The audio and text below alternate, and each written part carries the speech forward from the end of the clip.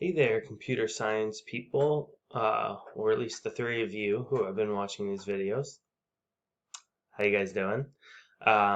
This is the last assignment that's going to be assigned. The last day of all your classes will be June 1st. So June 1st is the last day that teachers are allowed to assign anything to students. So um, I will be posting an announcement about that with all the dates and everything. But this is going to be our last assignment, and we're in lesson 10. We're going to build an app called the Color Sleuth. All right. So, what you're going to be doing here, we're going to be following a conversation basically to try to solve problems and make a design decision for the Color Sleuth app. And it's going to be in pieces like it normally is. So, we're going to implement elements of the code along the way. All right, so there's some reading here in Bubbles 2 and 3. I'm going to read those right now. So we're going to work on planning the app. All right, so we're going to walk through several phases of development for an app that uses if statements and conditionals in various ways. The goal is to follow a creative process from beginning to end to see how ideas come to life, as well as to use your new knowledge of if statements. To do this, we will follow a discussion between two characters, Michael and Alexis, who will work together to share ideas about how to design the app and write the code. Of course, you will be the only one actually writing a code, but following Michael and Alexis will give you insight into the development process. Alright, so here we have the conversation. Michael: Hey Alexis, I want to make an app. Can you help me think through it? Be my thought partner? Of course, happy to. What have you got? So I want to make an app that tests people's perception of color difference. But I want to make it a little game. Here's a sketch of what I have in mind. Each player takes a turn trying to click on the square that's slightly different in color. So some open questions. Scoring, +1 if you get it right, -1 if you get it wrong. How does it end? Is it first to 10? First to get 3 wrong? What else? We need to make sure we could generate random color and apply to all squares. One square is randomly chosen to be slightly different, right? We don't always want it to be the same square, so it needs to be randomly chosen. So we're going to use buttons in the set property function. We need to do something to indicate whose turn it is. All right, so the idea is to show hide a colored box behind the text. Alexis says, wow, that's a great sketch. I think I get it. What do you need help with? Well, how should I start? It seems to me that the first thing you probably want to figure out is how to generate the squares of color. Nothing works without that, so let's tackle that first and worry about scoring and taking turns later. Okay, you're probably right. I had an idea for how to do that when I noticed the set property command in AppLab. Set property? What's that? You know how in design mode you can set properties of a button like its color, width, height, and so on? Well, with set property, you can do the same thing with code. I see, cool. Here, look at this diagram.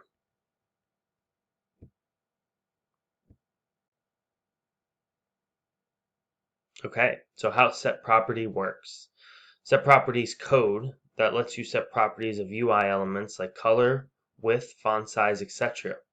Any property you can set in design mode can also be set using set property. In code mode, you can find set property in the UI controls toolbox.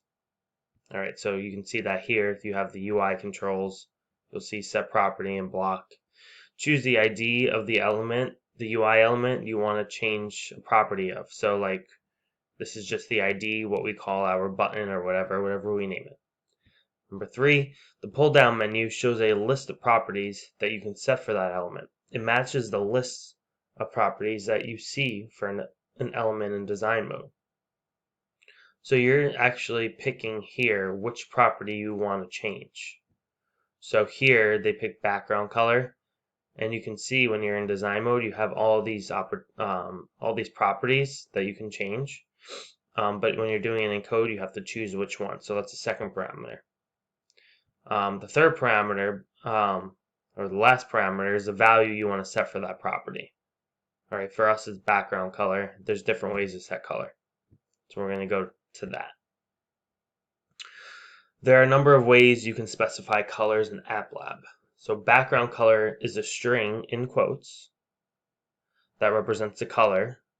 It's typically a name like red, so the basic names, but if you want to have a different array of colors, you can use the hex values. Remember RGB, first two characters are for the red, second pair is for green, and third pair is for blue. And then you can also even use the RGB function under UI controls as well.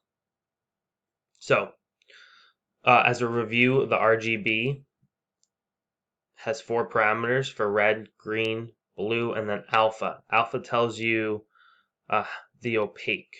I think that's how you pronounce it. I'm not an artist, but I think it's opaque. It's the opposite of transparent. So it's between 0 and 1. 1 means fully opaque, which means not transparent at all. All right, 0.5 is halfway between. So it has to be 0 to 1, or you can just not choose that at all. And in that case, it defaults to 1. So if you don't have a 4th parameter, it's just automatically not transparent, which makes sense. Okay, so you can omit it, like I just said. Number 5, the RGB function returns a color string. So we can actually store, as in this purple code, we can set a variable, my color, and store that color. And then we can return it later. All right, so that's what we're going to try right now. So, bubble. So we're going to mess around with set property and storing colors to variables and just practicing that again. So we have you started out with all the UI elements in place on the left. You can see that in the app already. And we're going to work with design and layout for now. We also have some code here. This code hasn't run yet, so let's just run it. You can see that what's happening here is we have a variable color. They gave us an RGB value, and we set the property of button 1, the background color, to variable color. So basically we're saying button 1, change the background color to color. And color we said was this RGB value, which is why this changed orange, but none of the other ones did. So I'm going to reset it just as a reminder. As you scroll over, it tells you what the ID is. So this is button 1 on the top left, button 2, button 3, and button 4 is on the bottom right. So what we want to do here is use set property 3 more times to set the color of the other 3 buttons, so all 4 are orange. So they gave you an RGB value for now. Now I'm in text mode. I'm gonna keep that because I can just do a copy paste 3 more times. Control C, Control V, and instead of this being button 1, I can just change that to 2, 3, 4. We're changing the background color for all of them, and we're changing it all to color. So when I run this now, they're all orange, right? Because I did it for buttons 1, 2, 3, and 4. So that's really it there. That's all we wanted to do.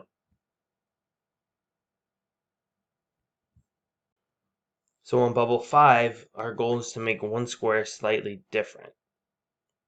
So we want to add 2 lines to the bottom of the code. Now, for some reason, my code didn't carry over. So let me just, it should be carried over because it says here this workspace, it should be. So let's just go back to what I just did on the last bubble. And then we're done. So, okay, that's what I did. Let me just run it to make sure it's good before I add anything. Yeah. Okay, so we want to add 2 lines to the bottom of the code that look something like this or exactly like this. So we want a new color, right? Because we want our one square to be slightly different. So we need to create a new color. Then we need to set the property of that one square to that new color. So instead of going in block, I'm going to copy and paste this and just change some things around. So I'm going to call it diff color. I'm just going by what it's exactly what it is above. And the RGB to be slightly different could be 250, 175, and 20. Now I'm going to set the property of that button to the background color property, button 3. I'm going to call it diff color. That's the color I want to use. So when I run this, now you might not be able to see with your own eye, but this is the one that's different. This is button 3. It is slightly different, and in case you don't think it is, Let's make this a little bit more dramatically different. I'll just change that to 350. Okay, well that didn't do much. There you go. So you can see it is actually changing. So I forgot the max for RGB values. Yeah. Okay. So that bottom left one's slightly different. Now we'll finish that. We did it correct, so let's continue. So this page is going to address the randomness that we want. We want the app to pick a random square, not always the third one. And we want it to be a random color as well, not always just the orange. So, how to pick a random button. Okay, great. Set property works. What's next? Well, I wanted to pick one of the squares at random to make the different colored one. Also, I want the color to be random, not just orange every time. Okay, well, I'm not sure about the colors yet, but I do have an idea for how to choose one of the buttons randomly. I'm all ears. Okay, notice how all the buttons have IDs that are pretty much the same. Button 1, button 2, button 3, button 4. There's a pattern. It's always button plus some number. So I think we can use a trick we learned a while ago to build a string. I think I see where you're going. We can use random number as a number and then just tack it onto the string button and presto, we have generated one of the button IDs. Right, we can do something like this. Variable ran button ID equals the string button plus random number 1 to 4. So we have our variable name. We have a string, which means it's not a variable, right? It's the writing button. And then onto that, right at the end, we're going to add a number. So it's going to be button 1, 2, 3, or 4. And so our existing code will look something like this, where we have our different color. Then we set a new variable so that we can pick a random button. So it's going to be button 1, 2, 3, or 4. And that's our random button ID. And then when we set property, it's to the random, it's to the button that was chosen at random. So we have to replace this first parameter. So let's try it. So now on bubble 7, the code carries over.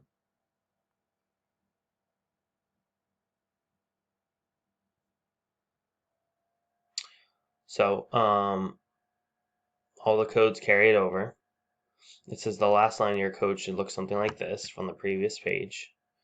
So what we want to do is pretty much, I mean, we can just copy this, but there's some other things we're going to change. So we still have our original RGB. We have our 4 buttons set to default at those.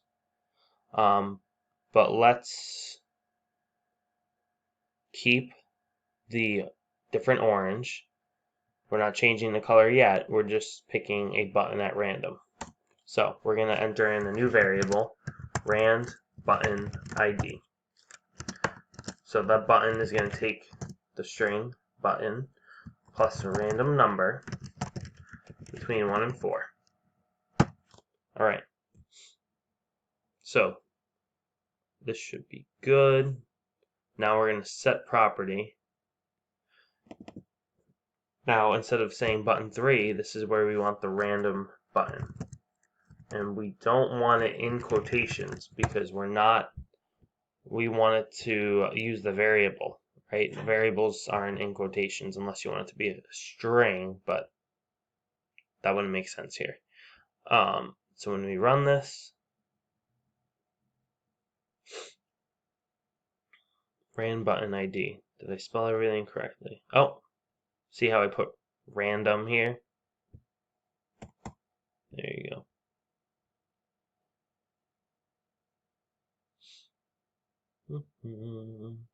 Rand button ID. These little things. This is maybe where block comes in handy. All right. Now, it might be hard to see. I think this one's different now. The second one. It might be hard to see if it's really choosing something at random. I think it's the first one. So what we could do is add console log. So you can see which one is actually supposed to have the different color if you can't see it with your eye.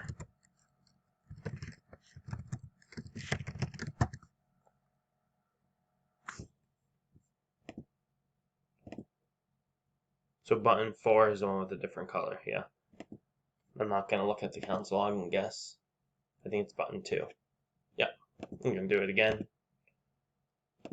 I think it is button 4 again. Yes, okay. So that's working.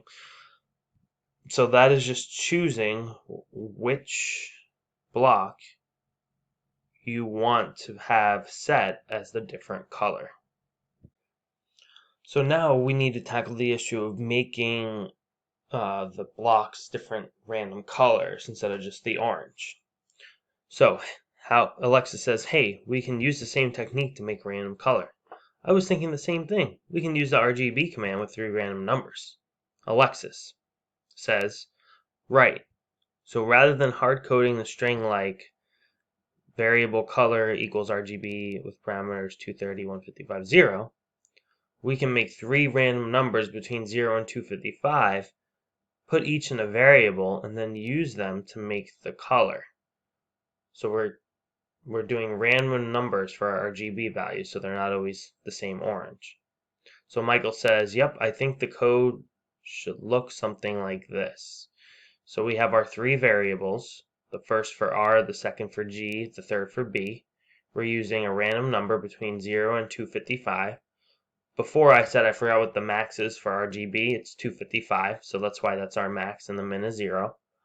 So now our variable color, instead of hard coding it like they said, we're putting in R, G, and B, and that's going to give us random numbers for our color. Genius. But wait a second, now I'm worried about making our slightly different color. For testing with the orange, we just added 20 to each of the RGB values. So Michael says we can do that now too. If we make diff color after color, we can just add 20 to each variable before making a new string. So remember how we had diff color and we just added 20 to the orange? Now we can still do that no matter what the color is by just making or adding 20 to those variables. So the program right now is storing variable numbers for R, G, and B. If we just add 20 to those, it's going to do the same thing we did before without hard coding it. So we're adding 20 to the current value of R, G, and B, and it's showing that here. It's updating the variables, basically. So now our variable different color is going to be an RGB with the same parameters actually as color, but they're updated. Remember, we added 20, so they're automatically 20 more. Now there's some problems that come up with this. So Michael says, good, but I think there's a problem. What about numbers that are close to 255? For example, there's a chance that 3 random numbers we make will come out to be something like 250, 250, 250, and if we add 20 to each of those, it'll be over 255. I don't know what happens if you try to specify a color with a value that's greater than 255. Alexa says, well, I know that's actually not a problem. If you try to specify a color, something like RGB 270, 290, 300, it'll actually go to the max of 255, 255, 255 anyways. So it doesn't break the system. It won't produce an error. You won't see it say error. It'll just default to all 255s. But Michael says, that's good news, but there's another problem. Even if large values for RGB don't break the system, our problem is that the color won't look very different. So the difference between this RGB value with all 250s and this RGB value maxed out with all 255s is practically nothing, right? And we want them to look slightly different because the goal of the app is to pick. It's a game to pick the one that's slightly different. So it will basically look the same and the person won't be able to play very well if it only goes up by 5. So Alexa says, right, well, here's an idea. What if we don't generate between 0 and 255? What if we go between 0 and 235? Then no matter what, if we add 20, it can't go over 255, and there'll be a distinction between the different color and then the original colors. So when we should go back when we generate the random color in the first place, set it to 0 to 235 instead. So just instead of 0 to 255, do it 0 to 235. So you add 20, and it's going to max out at 255. and it'll be enough of a distinction. All right, so let's try it.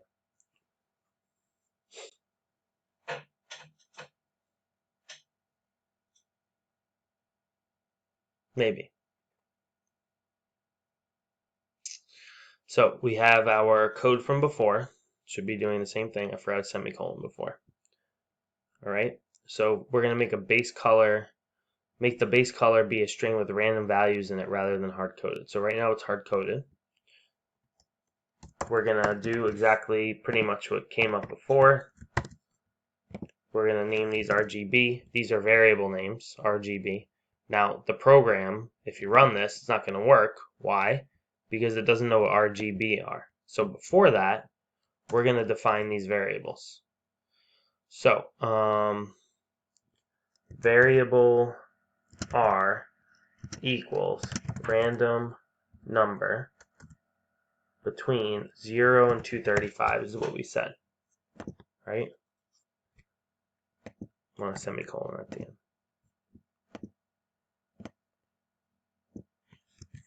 So let's do this for R, G, and B.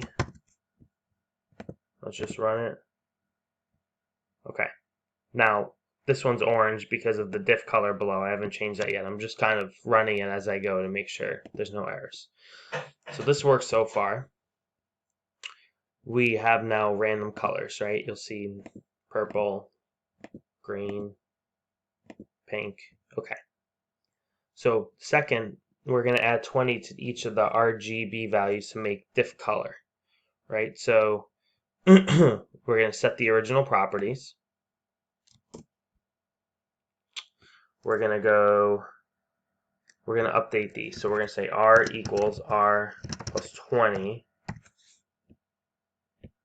And we're going to do the same thing for G and B. I love using Control-C on my computer and Control-V. If you get good at that, it might be a little faster. So let's run this, see what happens. Okay, well, why hasn't it changed? Right? We're adding, why is this still orange? Because when we go diff color, we still have it hard-coded. We need to update that. So R, G, B. Okay, so each time,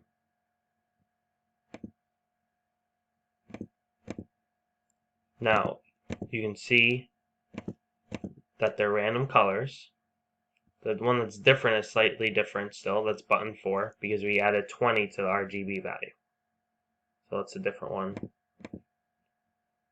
That's a different one. I still have my console log to identify. Yep, seems right. Do we need to change anything else? Let's see. Well, we still have a random button to be chosen. We don't want to change that, right? So I think we're good there. Let's see if it'll tell us we're good. Yeah.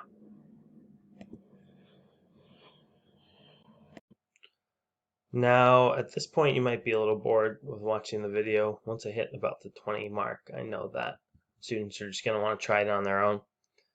So if you need help with this, please feel free to contact me, but the instructions are all here. You don't need to do the AP practice responses. All right, so the last slide, last bubble you'll be doing is 23.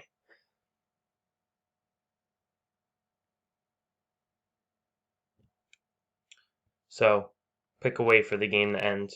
So it's all going to carry over for you. So it's kind of going to be a step-by-step process. All right, so if you need help, please let me know. We can chat, do whatever you need. This is the last assignment, lesson 10.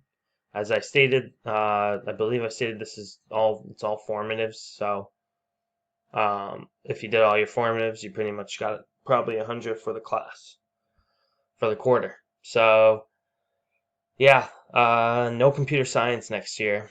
I think only 3 kids signed up, so that's too bad. It was a lot of fun teaching this. It was definitely something different, and I wish that I could still teach it next year, but that's the way it goes. And I hope you enjoyed it, at least. And if you want to just keep going with this course, you can keep going, and We have one more chapter to go. That's really all we missed. So I hope you learned a lot about computers in general and how they work and how programs work and what's really going on inside with all these apps that you're using. It's pretty much this. It's code. So yeah, I'll see you guys next year unless you're the seniors. In that case, you're not watching this video anyways if you're a senior. So bye.